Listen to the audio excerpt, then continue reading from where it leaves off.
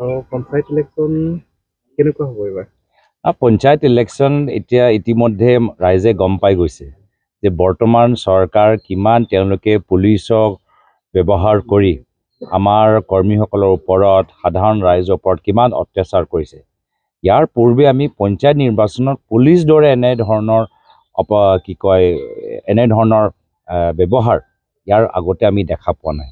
তো সেইকাৰণে মই বিভিন্ন সময়ত কৈছোঁ এইটো অলমষ্ট ললেছনেছ হৈ গৈছে।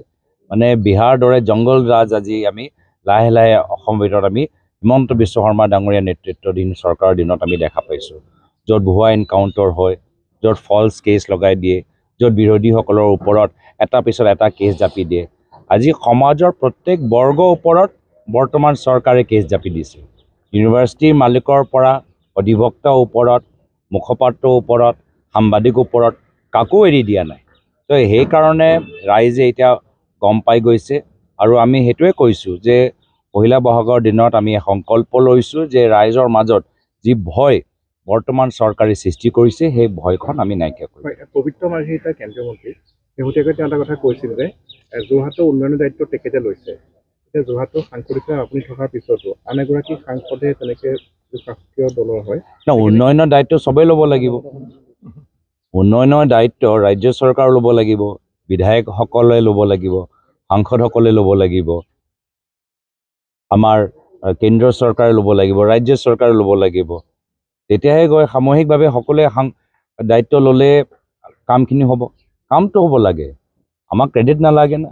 ৰাইজে আমাক প্ৰতিনিধি হিচাপে আমাক আগবঢ়াই দিছে। আমি সদনত গৈ হাইৱে লৈ আমি মাত মাতিছোঁ, যোৰহাট মাজুলী দলঙলৈ মাত মাতিছোঁ। আমি হাইৱে কামখিনি অলপ আগবাঢ়ি গৈছে, মাজুলীৰ দলঙৰ কামখিনি এতিয়ালৈকে আগবাঢ়ি যোৱা নাই। কেতিয়াবা কয় জানুৱাৰী, কেতিয়াবা কয় মাৰ্চ। মইতো বিচাৰোঁ দায়িত্ব ল'ব লাগে, আৰু বিশেষকৈ ৰাজ্যসভা সাংসদসকলৰতো দায়িত্ব লোৱাটো উচিত। তেওঁলোকৰতো সমষ্টি নাই, নিৰ্বাচন তেওঁলোকে খেলা নাই। তো সেইকাৰণে তেওঁলোকে দায়িত্ব লোৱাটো উচিত। আৰু মই বিচাৰোঁ যে ৰাজ্য চৰকাৰ, কেন্দ্ৰীয় চৰকাৰ সকলোৱে মিলি দায়িত্ব সহকাৰে যোৰহাট, শিৱসাগৰ প্ৰত্যেক অঞ্চলৰ কামখিনি হ'ব লাগে। কিন্তু আমি দেখা পাইছোঁ যে যোৰহাট মাজুলী দলং আগতে কৈছিল জানুৱাৰী টেণ্ডাৰ হ'ব, পিছত ক'লে মাৰ্চত টেণ্ডাৰ হ'ব। এতিয়াতো মাৰ্চ গুচি গ'ল, আমি গমেই পোৱা নাই। আগতে আমাৰ নীতিন গাডকাৰী ডাঙৰীয়া কি কৈছিল, বা হিমন্ত বিশ্ব শৰ্মা ডাঙৰীয়া সোধকচোন। তেওঁলোকে কৈছিল যে যোৰহাট আমাৰ শিৱসাগৰ হাইৱেটো ডিচেম্বৰ মাহতে শেষ হৈ যাব, যোৱা বছৰ ডিচেম্বৰ মাহত। তাৰপিছত আকৌ নীতিন গাডকাৰী ডাঙৰীয়া সদনৰ ভিতৰত ক'লে যে ফেব্ৰুৱাৰী মাহত কমপ্লিট হ'ব। এতিয়া আকৌ সেইটো ফেব্ৰুৱাৰীটো গুচি গ'ল, এতিয়া কৈছে এই বছৰ শেষৰ ফালে। এটাৰ পিছত এটা তেওঁলোকে ডেডলাইনবোৰ ঠেলি গৈ আছে। এইখিনিও ক্ষেত্ৰত অলপ বিজেপি চৰকাৰৰ সাংসদসকলে গুৰুত্ব সহকাৰে লওক, যে আমাক নহয় কিন্তু সদনৰ ভিতৰত সাংবাদিকসকলৰ জৰিয়তে ৰাইজক যিখিনি কথা দিয়ে, যিখিনি তিথি দিয়ে, এই কথাবোৰ যে ৰাখিবলৈ পাৰে তাৰ বাবে অলপ চেষ্টা কৰিম।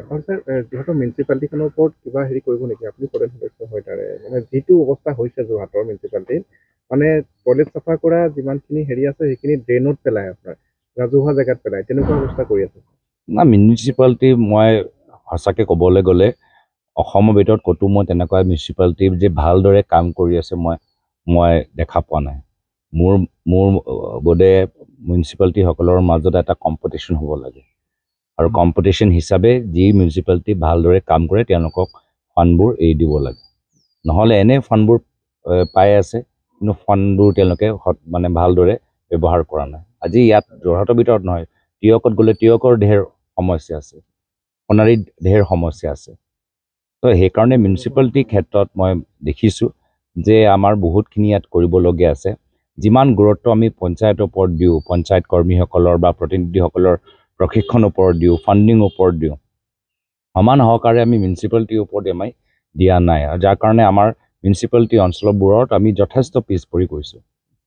পঞ্চায়তৰ কাৰণেতো 14 ফাইনেন্স, 15 ফাইনেন্স, বিভিন্ন ধৰণৰ MGNREGA আঁচনিবোৰতো আহিয়ে থাকে। পঞ্চায়তৰ সভাপতিসকলে বিভিন্ন সময়ত প্ৰশাসনৰ লগত তেওঁলোকে যোগাযোগ কৰি থাকে, তালিকাবোৰ বনায়। কিন্তু মিউনিচিপালিটিৰ মানে প্ৰতিনিধিসকলৰ কোনো নুশুনে। মানে তেওঁলোকৰ অলপ এটা লিমিটেড ৰেভিনিউ চ'ৰ্চ আছে, কিন্তু বহুত কথা ইয়াত পাতিবলগীয়া আছে। কিন্তু চিন্তা কোনে কৰিব? বৰ্তমান চৰকাৰ ফ্লাইঅভাৰ বনোৱাত বাহিৰত আৰু একো কাম কৰা নাই। মুখ্যমন্ত্ৰী ফ্লাইঅভাৰ মুখ্যমন্ত্ৰী, খালি ফ্লাইঅভাৰ বনাই থাকে। মিউনিচিপালিটি এইবোৰ চব যে আপোনালোকে ক'লে, এইখিনি সমস্যাৰ ওপৰত তেওঁলোকৰ চকু নাই।